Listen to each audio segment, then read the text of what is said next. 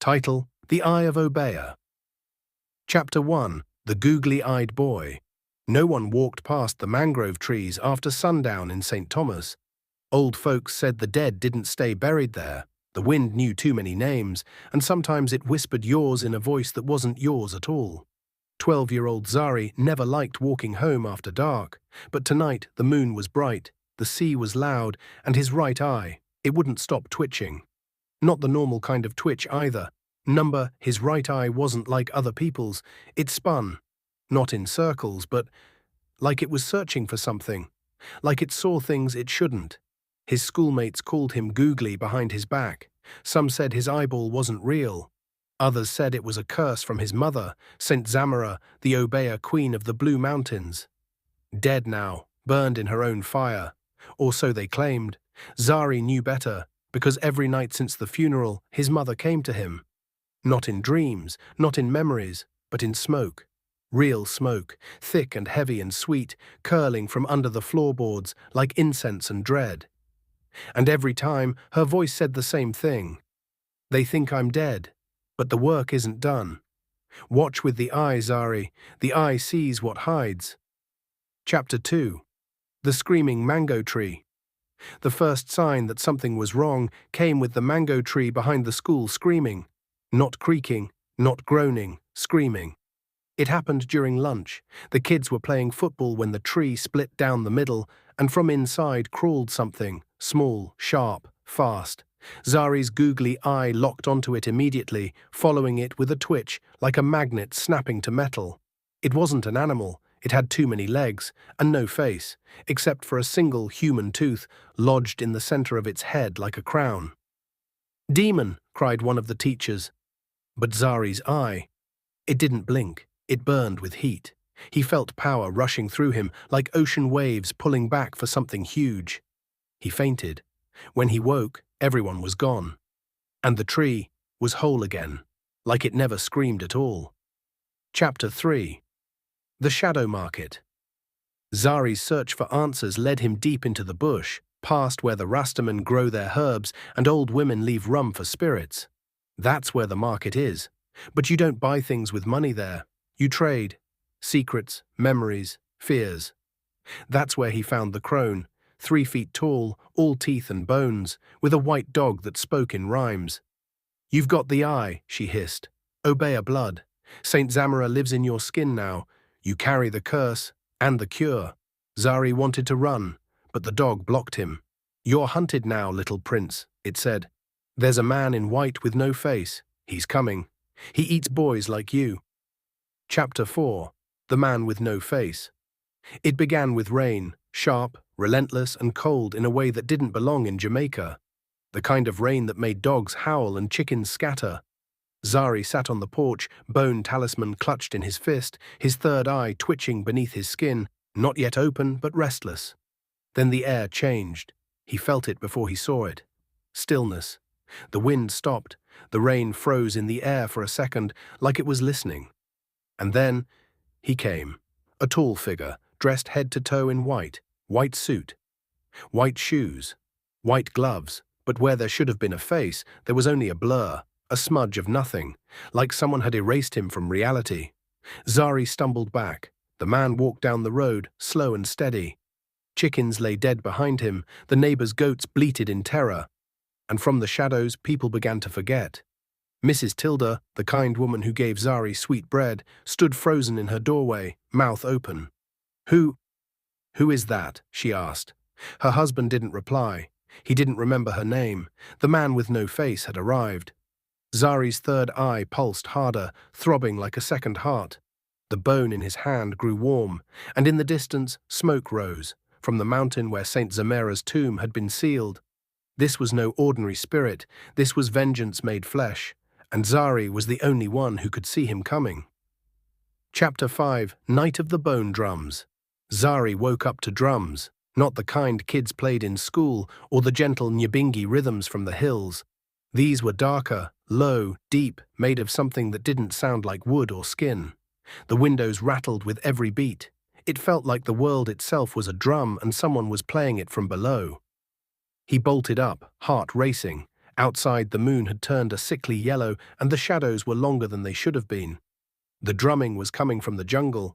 He grabbed the talisman and stepped out barefoot, each beat vibrating through the soles of his feet. As he reached the edge of the bush, the drums grew louder, faster, and with each thump he could hear whispering, chanting in an old tongue, one he didn't understand, yet somehow recognized. He followed the sound. Chapter 5. Night of the Bone Drums. Zari woke up to drums, not the kind kids played in school or the gentle Nyabingi rhythms from the hills. These were darker, low, deep, made of something that didn't sound like wood or skin. The windows rattled with every beat. It felt like the world itself was a drum and someone was playing it from below. He bolted up, heart racing. Outside, the moon had turned a sickly yellow, and the shadows were longer than they should have been. The drumming was coming from the jungle. He grabbed the talisman and stepped out barefoot, each beat vibrating through the soles of his feet. As he reached the edge of the bush, the drums grew louder, faster, and with each thump he could hear whispering, chanting in an old tongue, one he didn't understand, yet somehow recognized. He followed the sound, into the trees, into the dark, into a clearing lit by fireflies and bones. Dozens of skeletons, arranged in a perfect circle, drummed on hollow skulls. Their movements were slow and steady, puppets pulled by unseen strings. In the center stood a massive figure wrapped in black cloth, face hidden behind a wooden mask carved like a screaming mouth. "Zari," it rasped, "child of Zamera, the drums call you to choose." Zari's third eye twitched wildly. Choose what? To become the drum, or the drummer? The masked figure raised a bone staff. The skeletons stopped. Dead silence. Then one skull turned to Zari and screamed. His third eye burned, and something inside him cracked open. Chapter 6. The Third Eye Awakens. Zari didn't sleep that night. The drumming still echoed in his ears even after the jungle swallowed the skeletons whole. Back in his room, shadows crawled across the ceiling, whispering in a tongue he was starting to understand. He couldn't sit still, couldn't blink. And then, pain. White-hot, blinding, searing pain split through the center of his forehead like a blade pressed from the inside. He screamed, clutching his head, falling to his knees.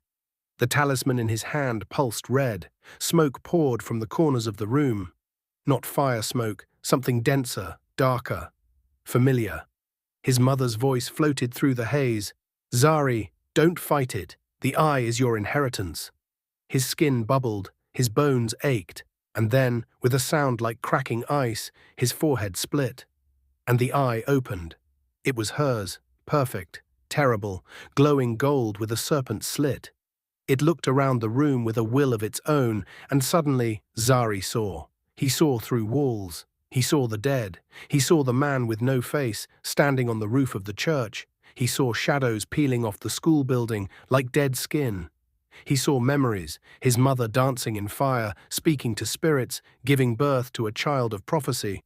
And in the middle of it all, a symbol, the Eye of Zamera. It burned into his vision, into his soul.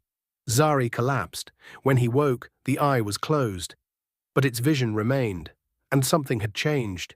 He wasn't afraid anymore. He was hungry for answers. Chapter 7.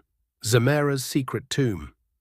The next morning, Zari followed the eye, not the regular ones, but the one in his forehead. It pulsed, tugging him like a compass needle toward the mountains, toward the place the villagers never went, toward the resting place of Saint Zamera, his mother's tomb. No path led there, just tangled vines, jagged rocks, and whispers that slipped between the trees. As he climbed, he could feel the mountain breathing, slow, ancient, restless. By midday he reached it, a stone altar cracked with age, half swallowed by roots and moss. The air grew thick with incense, though none burned, and on the stones were carvings, his mother's name etched in a language only the eye could read. He stepped forward. The ground rumbled. The tomb split open with a hiss, revealing stairs spiraling into the earth. Zari descended. The air was thick, warm like blood, and the walls were alive with carvings, scenes of Zamera's life, healing the sick, raising the dead, battling spirits in smoke. At the very bottom lay a stone chamber glowing with soft violet light. In the center, a pool of black water, and floating in the middle, her heart, still beating, preserved in a jar of salt and ash, surrounded by charms and bones.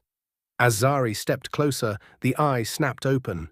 The heart pulsed faster. A whisper filled the chamber. What is dead is not gone.